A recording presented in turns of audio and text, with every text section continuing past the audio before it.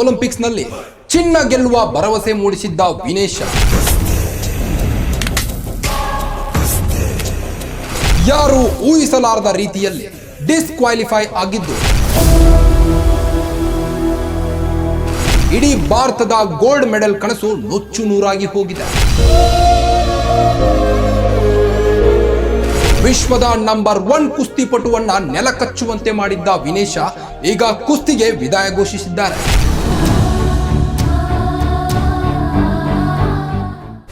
ವಿನೇಶ ಪೋಗಟ್ ಸದ್ಯ ಭಾರತದ ಸೆನ್ಸೇಷನಲ್.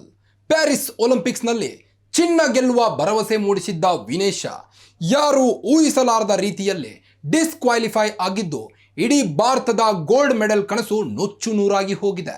ವಿಶ್ವದ ನಂಬರ್ 1 ಕುಸ್ತಿಪಟುವನ್ನ ನೆಲಕಚ್ಚುವಂತೆ ಮಾಡಿದ್ದ ವಿನೇಶ ಈಗ ಕುಸ್ತಿಗೆ ವಿದಾಯ ಘೋಷಿಸಿದ್ದಾರೆ. ಅಖಾಡದಲ್ಲಿ ಎದೆಗುಂದದೆ ಛಲದಿಂದ ಹೋರಾಡಿದ ವಿನೇಶ ಕುಸ್ತಿಯ ಎದುರು ಸೋಲೊಪ್ಪಿಕೊಂಡಿದ್ದಾರೆ. ಸೋತು ಗೆದ್ದ ಪೋಗಟ್ ಕೊನೆಗೂ ಸೋಲೊಪ್ಪಿಕೊಂಡಿದ್ದೇಗೆ. ಅಖಾಡದಲ್ಲಿ ಛಲಗಾತಿ ಹೋರಾಟದ ಗಟ್ಟಿಗಿತ್ತಿ ಈ ವಿನೇಶ. ಒಂದೇ ಒಂದು ಅಚಾತುರ್ಯ ಕನಸನ್ನೇ ಕಸಿದ ತೂಕ. ಕುಸ್ತಿ ನನ್ನ ಸೋಲಿಸಿದೆ, ಸೋತಿದ್ದೇನೆ, ವಿನೇಶ ವಿದಾಯ.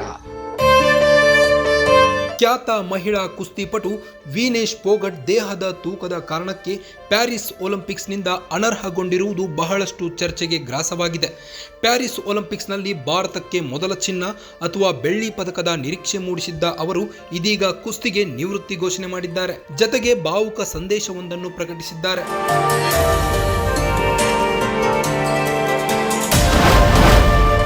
ವಿನೇಶ್ ಪೋಗಟ್ ಭಾವುಕ ಸಂದೇಶ. ಅಮ್ಮ ನನ್ನ ವಿರುದ್ಧ ಕುಸ್ತಿ ಗೆದ್ದಿದೆ, ನಾನು ಸೋತೆ, ಕ್ಷಮಿಸಿ. ನಿನ್ನ ಕನಸು, ನನ್ನ ಧೈರ್ಯ ಎಲ್ಲ ಭಗ್ನವಾಯಿತು. ನನ್ನ ಧೈರ್ಯ ಸಂಪೂರ್ಣ ಛಿದ್ರವಾಗಿದೆ. ಈಗ ಹೆಚ್ಚಿನ ಶಕ್ತಿ ಉಳಿದಿಲ್ಲ ಎಂದು ವಿನೇಶ್ ಪೋಗಟ್ ಬರೆದುಕೊಂಡಿದ್ದಾರೆ. ಕುಸ್ತಿಗೆ ವಿದಾಯ ಹೇಳಿದ್ದಾರೆ. ನಿಮ್ಮೆಲ್ಲರಿಗೂ ನಾನು ಸದಾ ಚಿರಋಣಿಯಾಗಿರುತ್ತೇನೆ, ಕ್ಷಮಿಸಿ ಎಂದು ವಿನೇಶ್ ಪೋಗಟ್ ಎಕ್ಸ್ ಸಂದೇಶದಲ್ಲಿ ಉಲ್ಲೇಖಿಸಿದ್ದಾರೆ.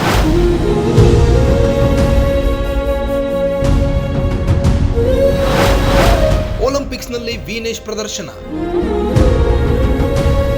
ವಿನೇಶ್ ಪೋಗಟ್ ಪ್ಯಾರಿಸ್ ಒಲಿಂಪಿಕ್ಸ್ನಲ್ಲಿ ತನ್ನ ಪಯಣವನ್ನು ಉತ್ತಮವಾಗಿ ಆರಂಭಿಸಿದ್ದರು. ಅವರು ತಮ್ಮ ಮೊದಲ ಪಂದ್ಯದಲ್ಲಿ ವಿಶ್ವ ಚಾಂಪಿಯನ್ ಜಪಾನ್ನ ಸುಸಾಕಿಯನ್ನು ಸೋಲಿಸಿದ್ದರು. ಇದರ ನಂತರ ಅವರು ಕ್ವಾರ್ಟರ್ ಫೈನಲ್ ಮತ್ತು ಸೆಮಿಫೈನಲ್ಗಳಲ್ಲಿ ಪ್ರಚಂಡ ಗೆಲುವು ದಾಖಲಿಸಿ ಫೈನಲ್ಗೆ ಅರ್ಹತೆ ಪಡೆದುಕೊಂಡಿದ್ದರು. ಆದರೆ ಪ್ಯಾರಿಸ್ ಒಲಿಂಪಿಕ್ಸ್ನಲ್ಲಿ ಭಾರತಕ್ಕೆ ಮೊದಲ ಚಿನ್ನದ ಪದಕ ಸಿಗಬಹುದು ಎಂದು ಅನಿಸುತ್ತಿರುವಾಗಲೇ ಅವರ ಅನರ್ಹತೆಯ ಸುದ್ದಿ ಬರಸಿಡಿಲಿನಂತೆ ಬಂದೆರಗಿದೆ. ಪ್ಯಾರಿಸ್ ಒಲಿಂಪಿಕ್ಸ್ನಿಂದ ವಿನೇಶ್ ಪೋಗಟ್ ನಿರ್ಗಮಿಸುವುದರೊಂದಿಗೆ ಭಾರತದ ಪದಕದ ನಿರೀಕ್ಷೆಯು ಕಮರಿ ಹೋಗಿದೆ.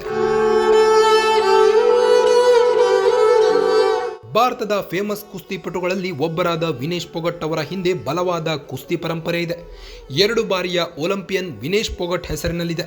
ಡಜನ್ಗಿಂತಲೂ ಹೆಚ್ಚು ಪದಕಗಳನ್ನು ಹೊಂದಿದ್ದಾರೆ. ವಿನೇಶ್ ತನ್ನ ಕಜಿನ್ ಸಹೋದರಿಯರಾದ ಗೀತಾ ಪೋಗಟ್ ಮತ್ತು ಬಬಿತಾ ಅವರ ಹೆಜ್ಜೆಗಳನ್ನು ಅನುಸರಿಸಿ ಕುಸ್ತಿಯನ್ನು ತನ್ನ ವೃತ್ತಿಯಾಗಿ ಆರಿಸಿಕೊಂಡರು. ಕೇವಲ 9ನೇ ವಯಸ್ಸಿನಲ್ಲಿ ವಿನೇಶ್ ಪೋಗಟ್ ತನ್ನ ತಂದೆ ಕಳೆದುಕೊಂಡಿದ್ದರು.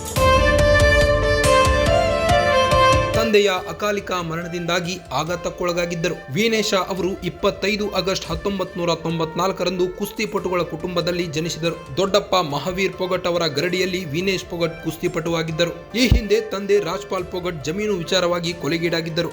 ಅತ್ಯಂತ ಚಿಕ್ಕ ವಯಸ್ಸಿನಲ್ಲಿಯೇ ತಂದೆ ಕಳೆದುಕೊಂಡಿದ್ದ ವಿನೇಶ ತಂದೆಯ ಅಕಾಲಿಕ ಮರಣದಿಂದ ಆಘಾತಕ್ಕೊಳಗಾಗಿದ್ದರು. ಮಹಾವೀರ್ ಪೋಗಟ್ ಮತ್ತು ರಾಜ್ಪಾಲ್ ಪೋಗಟ್ ಇಬ್ಬರು ಸ್ವಂತ ಅಣ್ಣ ತಮ್ಮಂದರಾಗಿದ್ದರು. ವಿನೇಶ್ ಕಜಿನ್ ಸಹೋದರಿಯರಾದ ಗೀತಾ ಪೋಗಟ್ ಮತ್ತು ಬಬಿತಾ ಪೋಗಟ್ ಅವರೇ ಇವರಿಗೆ ಇನ್ಸ್ಪಿರೇಷನ್ ಆಗಿದ್ದರು. ಹೀಗಾಗಿ ಕುಸ್ತಿಪಟುವಾಗಿ ಮಿಂಚಿದ್ದರು. ಒಟ್ಟಿನಲ್ಲಿ ವಿನೇಶ್ ಕಜಿನ್ಸ್ ಆದ ಗೀತಾ ಪೋಗಟ್ ಮತ್ತು ಬಬಿತಾ ಪೋಗಟ್ ಅವರೇ ಇವರಿಗೆ ಇನ್ಸ್ಪಿರೇಷನ್ ಆಗಿದ್ರು. ಹೀಗಾಗಿ ಅವರು ಕೂಡ ಕುಸ್ತಿಪಟುವಾಗಿ ಮಿಂಚಿದರು. Guarantee guarantee guarantee. ಇದು ಗ್ಯಾರಂಟಿ ನ್ಯೂಸ್. ಸುದ್ದಿ ಖಚಿತ, ನ್ಯಾಯ ನಿಶ್ಚಿತ. ಗ್ಯಾರಂಟಿ ನ್ಯೂಸ್, ಸುದ್ದಿ ಖಚಿತ, ನ್ಯಾಯ ನಿಶ್ಚಿತ.